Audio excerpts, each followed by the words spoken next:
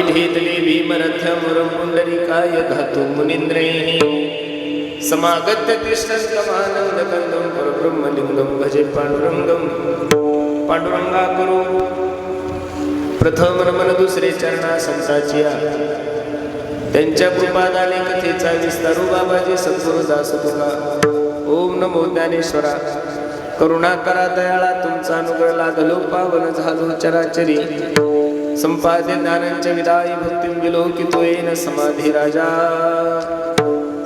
वैराग्यवंतं सुविचारयुक्तं नमामि जोगं शिरसा गुरुतं नमो सद्गुरु तुकया ज्ञानदीपा नमो सद्गुरु सच्चिदानंद रूपा नमो सद्गुरु भक्त कल्याण मूर्ती नमो सद्गुरु भास्करा पूर्ण कीर्ती काय माझी वाणी मानेला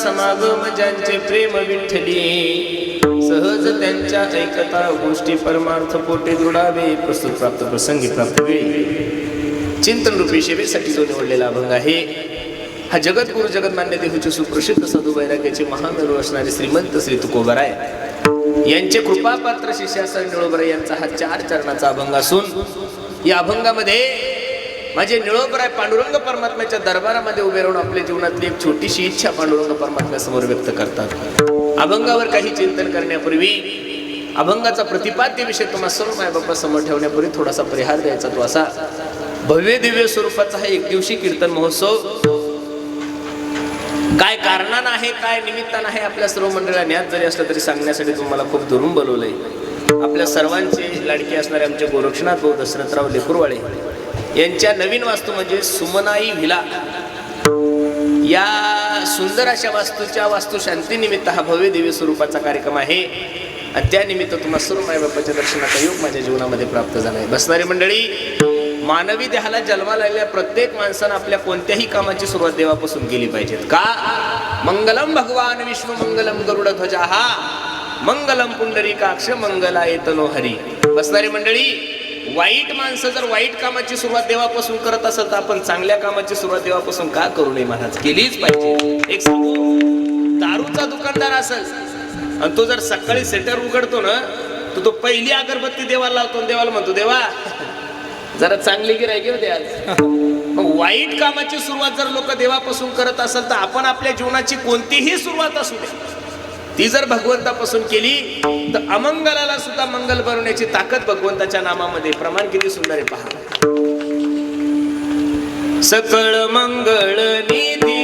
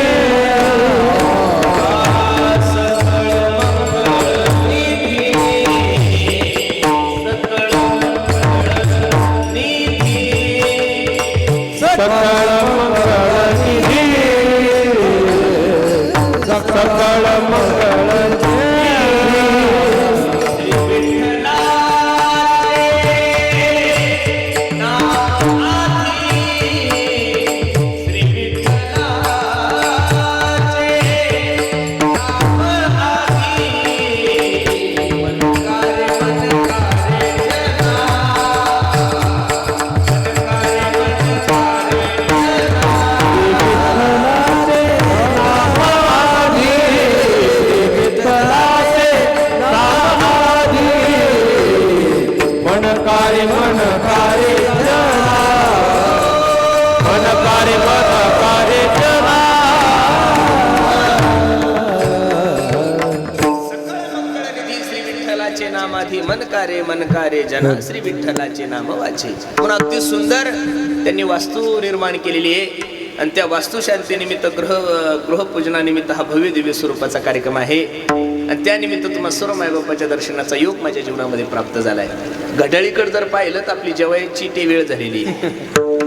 म्हणजे जेवायच्या वेळेला सुरुवात झाली, आता शेवट कधी करायचा हा मोठा प्रश्न आहे. बरोबर आहे का नाही? अगदी सुंदर नियोजन तुम्ही सर्व या लेकरवाळे कुटुंबियांनी केलंय.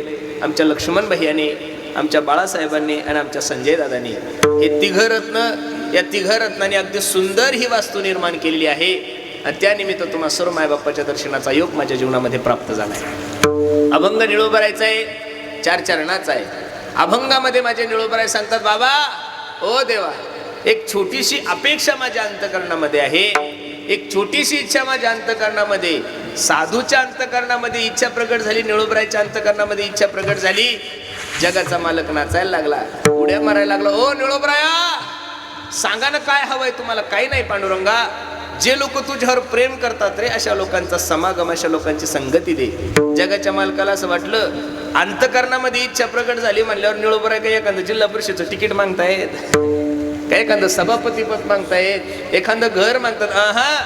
अरे साधूच्या ठिकाणी इच्छाच नसते गड्यांनो, आणि इच्छा ज्याच्या ठिकाणी त्याला साधू म्हणायचं कशाला? अरे इच्छेच्या पलीकड जो गेलेला आहे त्याला साधू म्हणतात महाराज. साधू संतांच्या मनात संसाराविषयी कधी इच्छा आलीच नाहीये महाराज. संसाराच्या नावे घालून या शून्य म्हणणारे तुकोबराय, त्यांच्या शिष्याच्या अंतकरणामध्ये संसाराविषयी इच्छा कशी प्रकट होईल? साधूच्या ठिकाणी ज्या वेळेस इच्छा प्रकट झाली त्या वेळेस फक्त भगवंताविषयी झाली. तुकोबरायची एक इच्छा सांगतो, किती सुंदर आहे पहा. अखंड जया तुझी प्रीती, अखंड जया तुझी हरी, अखंड दया तुझे प्रीती, अखंड दया तुझे प्रीती.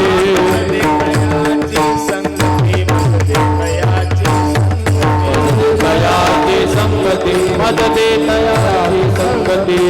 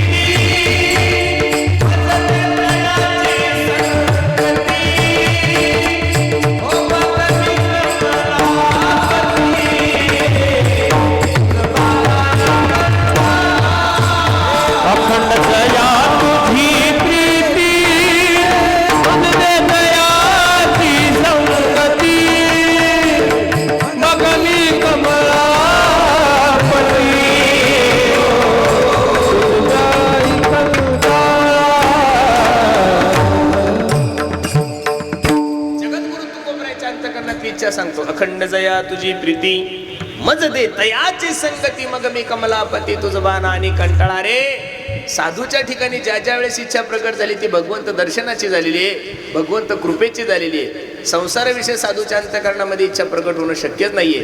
निळोबरायच्या अंतकरणामध्ये इच्छा प्रकट झाली. कोण आहे निळोबराया? माझ्या जगद्गुरु तुकोबरायचे कृपापात्र शिष्य. मायबाप तुकोबरायचे त्याही काळामध्ये हजारो शिष्य असतील, त्याही काळामध्ये माझ्या तुकोबरायचे लाखाने शिष्य असतील, पण कृपापात्र म्हणून निळोबरायला का म्हणलं जातं याचं कारण माझ्या जगद्गुरु तुकोबरायच्या परीक्षेमध्ये पास झालेले निळोबराय होते. लक्ष देऊन कीर्तन ऐका. माझ्या सद्गुरूने माझ्या मस्तकावर हात ठेवावा, माझ्या सद्गुरूने माझ्या मस्तकावर हात ठेवावा, याच्यासाठी 42 दिवसाचं अनुष्ठान करणारे महात्मा म्हणजे माझे निळोबराय आहे. जगद्गुरु तुकोबराय वैकुंठातून 3 लोकांसाठी खाली आलेले. पहिला आले आपल्या मुलीसाठी, भागीरथी करी धावा हो बाबा गेले कोण्या गावा, बाबा गेले कोण्या गावा हो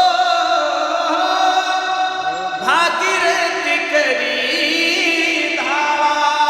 आपल्या स्वतःच्या कन्येसाठी, आपल्या मुलीसाठी जगद्गुरु तुकोबराय वैकुंठातून खाली आले. एक. दुसरं संताजी महाराज जगनाडे ज्यांनी गाथ्याचं लिखाण केलंय, त्या संताजी महाराज जगनाड्यांसाठी जगद्गुरु तुकोबराय खाली आले. 2. तिसरे तुकोबराय खाली आले माझ्या निळोबरायसाठी. 42 दिवसाचं अनुष्ठान चालू आहे. तुकाराम तुकाराम तुकाराम तुकाराम तुकाराम तुकाराम तुकाराम तुकाराम. तुकोबराय तर आलेच नाही, पण पांडुरंग परमात्मा विटेवर उतरला निळोबरायच्या दारात. निळोबराया 42 दिवसाचं अनुष्ठान केलंय निळोबराय. जर काही बरं वाईट झालं तर लोक काय म्हणतील? डोळे उघडा ना. निळोबराने डोळे उघडले, जगाच्या मालकाकडे पाहिलं आणि सांगितलं, येथे तुझं लागी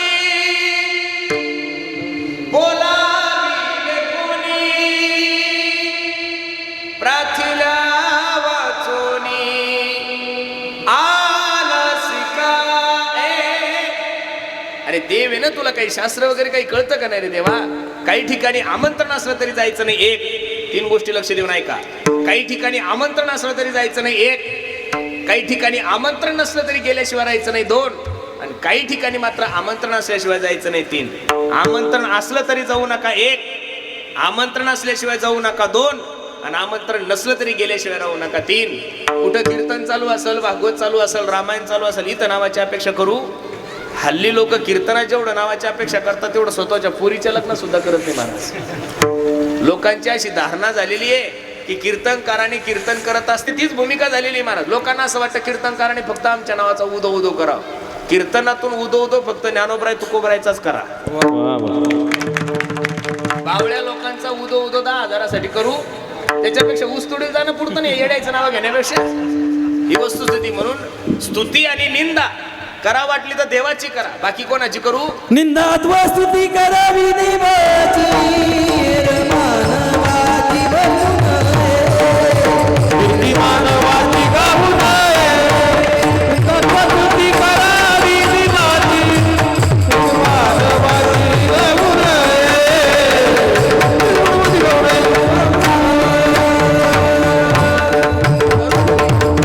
महाराजांनी स्पष्ट सांगितलं ना, स्तुती अथवा निंदा करावी देवाची. बाकीच्यांची करूच नाही. म्हणून काय झालंय, लोकांना हल्ली परमार्थामध्ये नावाची अपेक्षा खूप वाढलेली महाराज. एवढं कठीण झालेलं आहे. आमचं तर नशीब खराब आहे महाराज.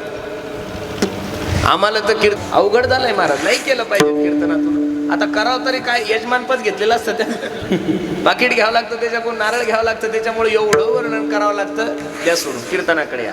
काही ठिकाणी नावाची अपेक्षा करू नका, इथं या. महाराज सांगतात, तुका म्हणे जवळी ना पाचारी संत चरण भावे.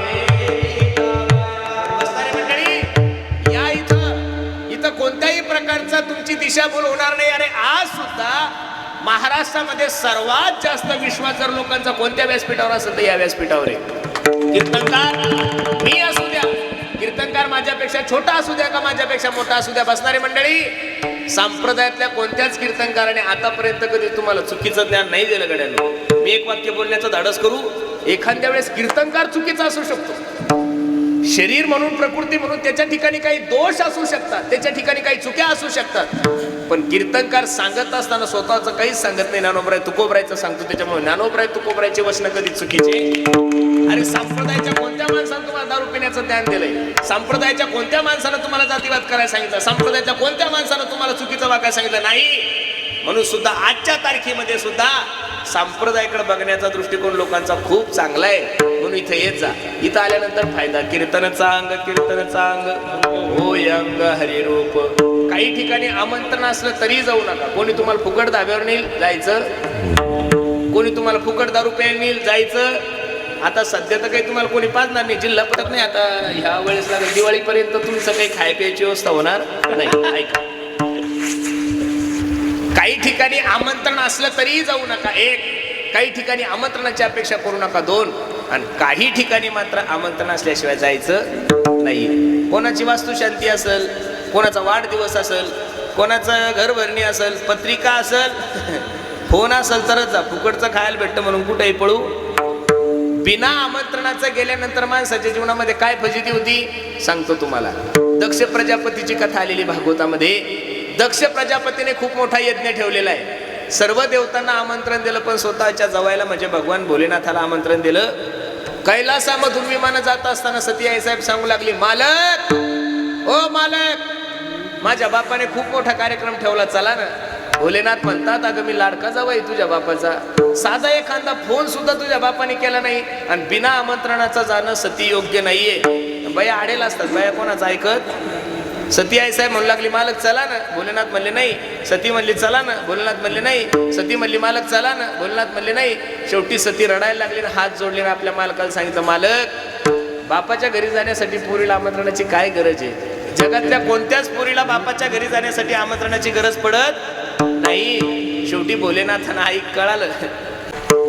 मला तुम्हाला एवढंच सांगायचं, भगवान भोलेनाथाची बायको जर भगवंताचं ऐकत नव्हती तर आजकालच्या शंकरांनी ऐकाय ज्ञान घ्यायचं नाहीये. आपण फक्त कीर्तनात ज्ञान सांगायचं. अहम ब्रह्मास्मी तत्त्वमशी प्रज्ञानाम ब्रह्म. घरी गेलं बायको म्हणती, भोप्या अहम ब्रह्मास्मी. नाही नाही नाही, आमंत्रण नसताना दक्ष प्रजापतीच्या यज्ञामध्ये सती आई साहेब गेल्या. सर्व देवतांना स्थान पाहिलं, स्वतःच्या मालकाला स्थान दिसलं नाही. वाईट वाटलं, राग आला आणि यज्ञकुंडामध्ये उडी मारली. सांगू तुम्हाला, म्हणून आमंत्रण नसताना कुठं जायचं नाही, आमंत्रण असलं तरी जायचं नाही. आणि काही ठिकाणी आमंत्रणाची अपेक्षा करायची नाही. निळोबराय देवाला सांगतात, देवा तुला बोलवलंच नाही तर आला कशाला. बरं मला काही भक्त प्रल्हादासारखं संकट थोडं आहे, काही प्रमाण घ्या. तैशा परी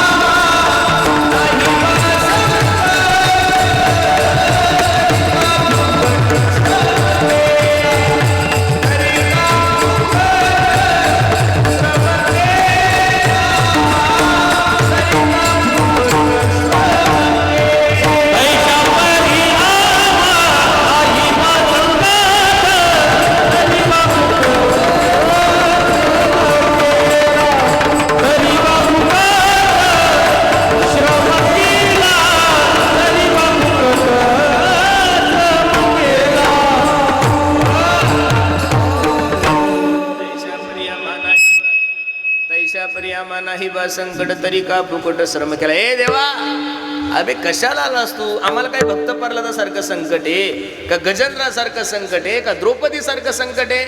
परत निळोबरायकडे पाहिलं नाही आणि निळोबरायने डोळे देवाकडे पाहिलं नाही, निळोबरायने डोळे लावले.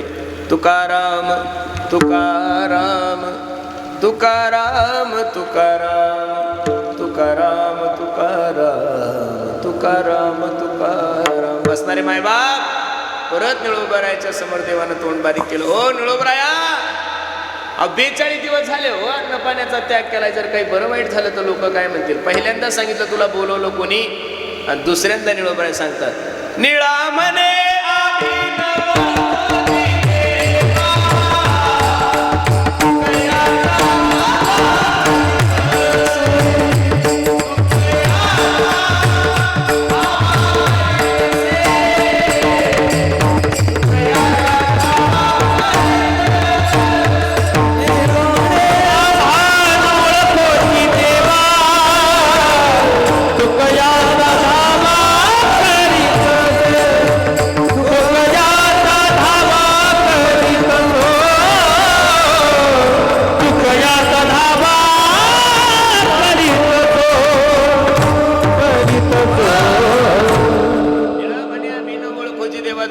धावा करीत असे. निळोबरायने डोळे उघडले, जा तुला ओळखत नाही, काय ताकद असेल निळोबरायची. येत किंतीत माझ्या पांडुरंगाचा स्वाभिमान जागृत झाला आणि पांडुरंग परमात्मा निळोबरायला सांगतात, ओ निळोबराया इकडं पाहो, मी काय एखादा ग्रामपंचायतचा सदस्य नाही ना, हो देव आहे ना. गतीर भरता प्रभू साक्षी निवास शरणम स्रोत प्रभू परिलस्थानम निधानम बीज मव्य म्या बोलविल्या विधू बोले म्या चालविल्या सूर्य चाले म्या हलविल्या प्राणू हाले जो जगाते चळिता शेष महेश गणेश दिनेश सुरेश हुजाही निरंतर ध्यायी तुझी या सत्तेने वेदासी बोलणे सूर्यासी चालणे ऐसा तू समर्थ ब्रह्मांडाचा धनी चाले हे शरीर कोणाचे असत्य कोण बोलविते देखवी ऐकवी एक नारायण तयाचे भजन चुकू नको. बसणारे मंडळी निळोबरायला देव सांगतात हो निळोबराय ही सर्व सत्ता माझी. मला तुम्हाला एवढंच सांगायचं जगातील सगळ्यात मोठी व्यक्ती देव आहे. जगातील सगळ्यात मोठी व्यक्ती कोण आहे आणि देवाला दारात उभं करण्याची ताकद माझ्या निळोबरायमध्ये आहे. आणि ते निळोबराय पांडुरंग परमात्म्याच्या दरबारात जातात. ओ देवा ऐका ना एक छोटीशी इच्छा माझ्या अंतःकरणामध्ये. काय निळोबराय काही नाही देवा जे लोक तुमच्यावर प्रेम करतात अशा लोकांचा समागम अशा लोकांची संगती माझ्या जीवनामध्ये ते अभंगाचं पहिलं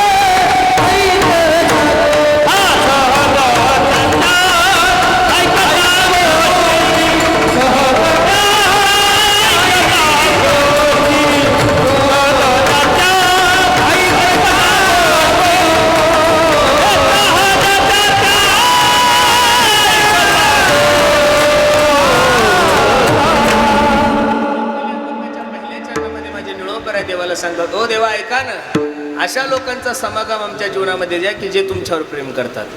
आश्रमावर प्रेम करणाऱ्या लोकांची संगत नाही मागितली, बायकोवर प्रेम करणाऱ्या लोकांची संगत नाही मागितली, कीर्तनावर प्रेम करणाऱ्या लोकांची संगत नाही मागितली. संगत कोणाची मागितली? देवावर प्रेम करणाऱ्याच्या.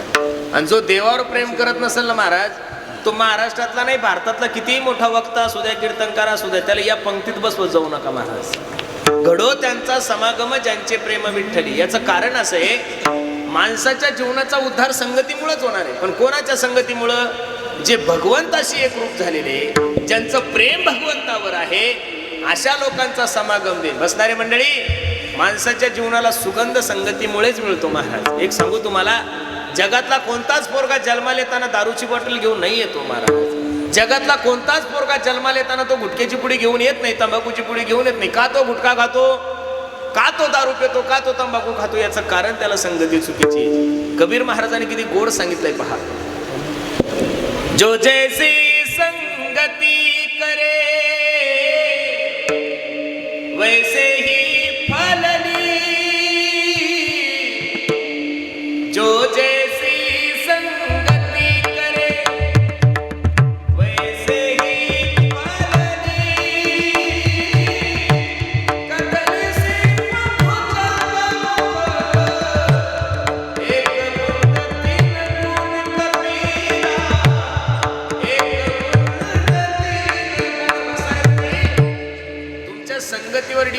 मी तर नेहमी कीर्तनात तुझं सांगतो, चांगल्याची नाही जमली तरी चालेल पण वाईटाची नका करू.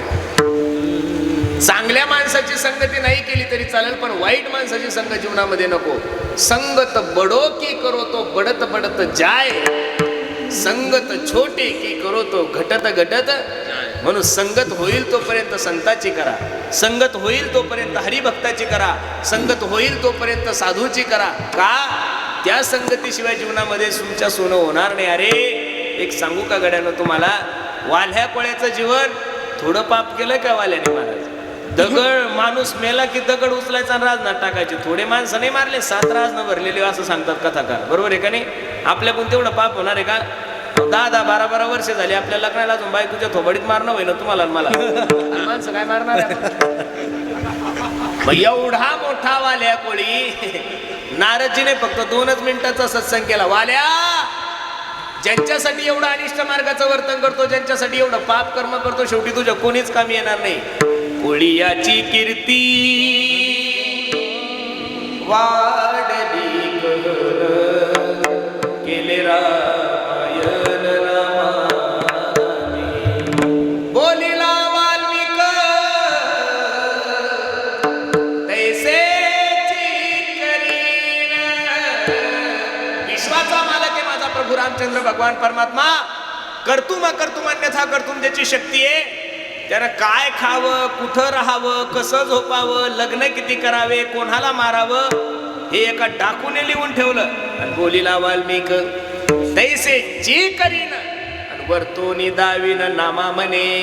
ही एवढी ताकद जर वाल्या कोळ्यासारख्याच्या जीवनामध्ये प्राप्त झाली असेल तर ती फक्त नारदजीच्या संगतीमुळं. बिनु सत्संग विवेक ना होई, राम कृपा बिन सुलभ सोयी. म्हणून बसणारी मंडळी, होईल तोपर्यंत संताची संगती करा. संगतीचे 3 प्रकार आहे: कुसंगत, सुसंगत आणि विसंगत. कुसंगतीने काय होतं? प्रमाण घ्या. ढेकणाच्या संगे